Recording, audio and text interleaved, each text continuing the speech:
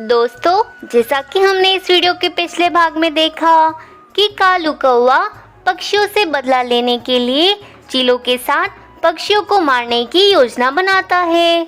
अब आगे की कहानी देखें। फिर कालू कौवा सभी पक्षियों के पास चला जाता है। अरे अरे कालू कौवे, तुमने हम पक्षियों को अचानक यहाँ पर क्यों बुलाया है? पक्षियों, मेरी बात सुनो। आज तक मैंने तुम सभी पक्षियों को बहुत ज्यादा परेशान किया है और मुझे मालूम है कि मैंने और रानी ने तुम सभी पक्षियों की दावत को भी खराब कर दिया था। इसीलिए पक्षियों, अब मैं चाहता हूँ कि आप सभी पक्षी मेरे घर पर दावत के लिए आए। कालू कौवे, चले जाओ यहाँ से, हमें नहीं आना तुम्हारी दावत पर। चलो चलो निकल जाओ यहाँ से, वरना मुझसे बुरा कोई नहीं होगा। हाँ कालू कौवे, बुलबुल सही कह रही है, अब तुम्हें जाना चाहिए यहाँ से। हम चोरों के साथ दोस्ती नहीं कर सकते कालू कौवे, इसलिए तुम चले जाओ यहाँ से। और मैं जानती हूँ कि इस बार भी तुम दावत के बहाने से कोई न कोई परेशानी ही खड़ी करोगे। तुमसे तो रानी और तुम्हारा भी भोजन ढूंढा नहीं जाता, तो तुम हम पक्षियों के लिए दावत कैसे रखोगे? अरे पक्षियों, एक बार तो मेरी बात सुनो। ये दावत मैंने ऐसे ही नहीं रखी है। दरअसल कल मेरे बेटे बबलू का जन्मदिन है, इसलिए मैं तुम पक्षियों को अपने बेटे के जन्मदिन की दावत देने आया हूँ। पक्षियों, मुझे अपने किए पर बहुत ज्यादा शर्मिंदगी हो रही है, इसलिए मैं चाहता हूँ कि एक बार मेरे बेटे के जन्मदिन की पार्टी पर हम सभी पक्षी मिलकर मेरे बेटे का एक साथ जन्मदिन मनाएं। कालू कौवा इतना ही कहता है कि वहाँ पर रानी कवि भी आ जाती है। पक्षियों, आप सबको पता है कि मिट्ठू तोते के घर से हुई बेइज्जती के बाद कालू जी ने अभी तक भोजन नहीं किया है और हम दोनों अपने किए पर बहुत शर्मिंदा भी हैं। अब तो हम इस जंगल में बिल्कुल ही अकेले हो गए हैं। अगर आप लोग हमारे बेटे के जन्मदिन की पार्टी में आएंगे तो हमारा दिल का बोझ हल्का हो जाएगा। पक्षियों, अगर आप सब पक्षी जन्मदिन की पार्टी में नहीं आएंगे तो इस बार हम बबलू का जन्मदिन नहीं मनाएंगे।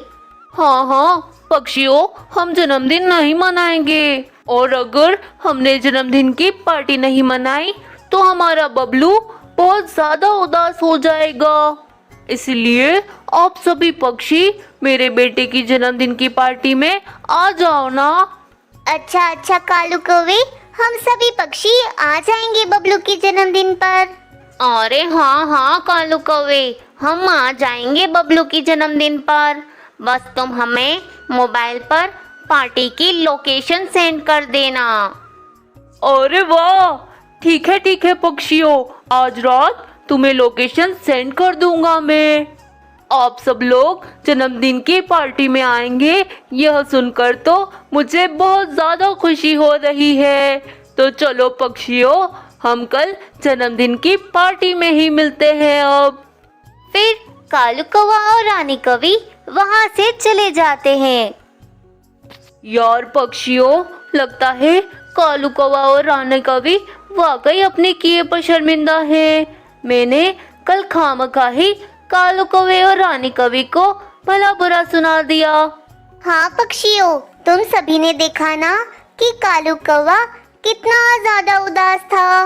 अगर हम उसके बेटे की जन्मदिन की पार्टी में जाएंगे तो उसका बेटा बहुत ज्यादा खुश हो जाएगा और हमारी वजह से बबलू कौवे का जन्मदिन न मने, ये तो गलत बात है ना। इसीलिए हम सभी पक्षी कल बबलू कौवे के जन्मदिन पर जाएंगे और उसके लिए बढ़िया से तोहफे भी लाएंगे। अरे रुको पक्षियों, कहीं जाने की जरूरत नहीं है। ये गलती बिल्कुल भी मत करना तुम लोग। अभी कालू कौवे और रानी कवि ने यहाँ आकर जो भी कहा वो सब एक झूठ था। यह तो उनकी बनी बनाई एक योजना है। ये सब इस कालू कौवे की एक चाल है। हम सभी पक्षियों को मारने की। क्या? कैसी चाल मिट्ठू तोते, ये तुम क्या कह रहे हो? भला कालू कौवा हमसे झूठ क्यों बोलेगा, और वो भी हम सभी पक्षियों को क्यों मारना चाहेगा भला? टूनी चिड़िया, मैं बिल्कुल सच कह रहा हूँ। अगर हम में से कोई भी पक्षी कल जन्मदिन की पार्टी में गया तो वह वापस जिंदा नहीं लौटेगा। लेकिन मिट्ठू तोते, ये सब तुम इतना यकीन से कैसे कह सकते हो? ये बात तुम्हें किसने बताई है? अरे पक्षियों, ये बात मैं खुद अपने कानों से सुनकर आया हूँ।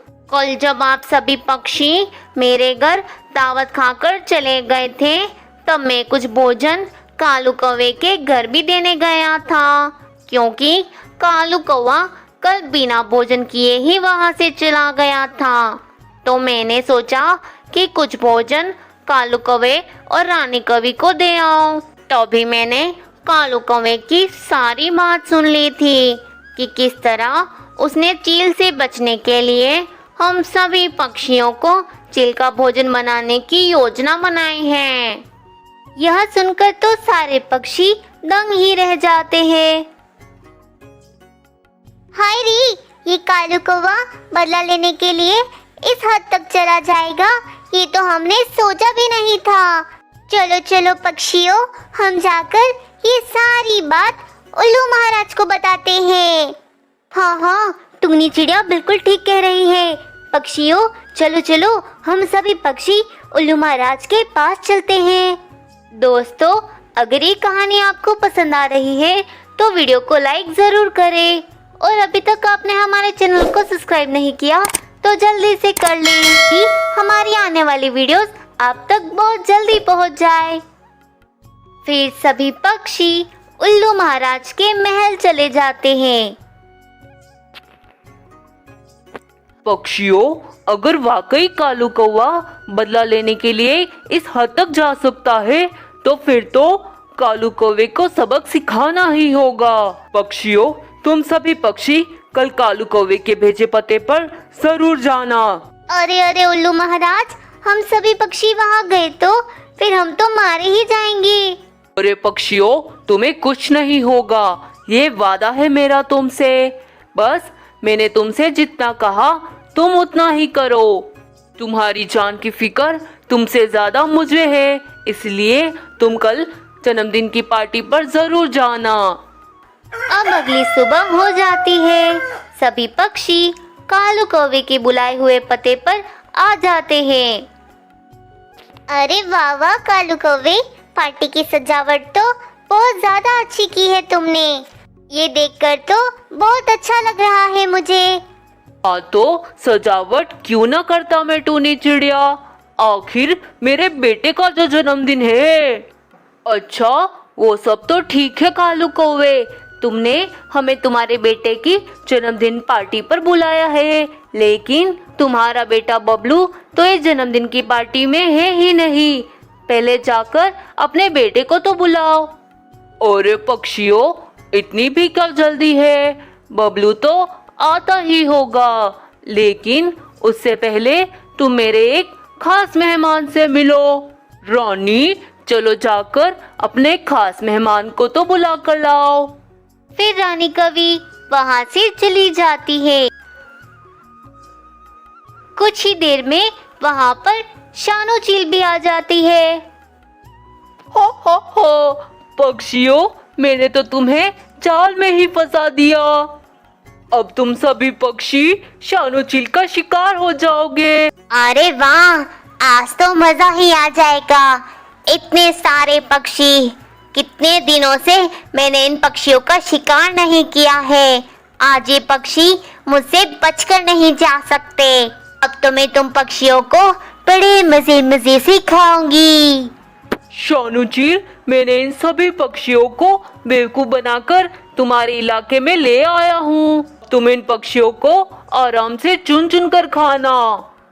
कालू कौवे, तुमने हमें जाल में फंसाया या हमने तुम्हें जाल में फंसाया? जरा देखो तो अपने ऊपर। कालू कौवा जैसे ही ऊपर देखता है तो एक बड़ा सा जाल आकर उन पर गिरता है। सैनिकों, इन पक्षियों को यहाँ से ले जाओ और इन्हें जेल में बंद कर दो। बस इस तरह मिट्ठू तोते और उल्लू महाराज की वजह से इन सभी पक्षियों की जान बच गई थी। इसलिए कहते हैं ना दोस्तों, हमें कभी बुरा काम नहीं करना चाहिए, क्योंकि बुरे काम की बुरी ही सजा होती है। दोस्तों, अगर आपको मेरी वीडियो पसंद आई हो तो वीडियो को लाइक और चैनल को सब्सक्राइब करना मत भूलना।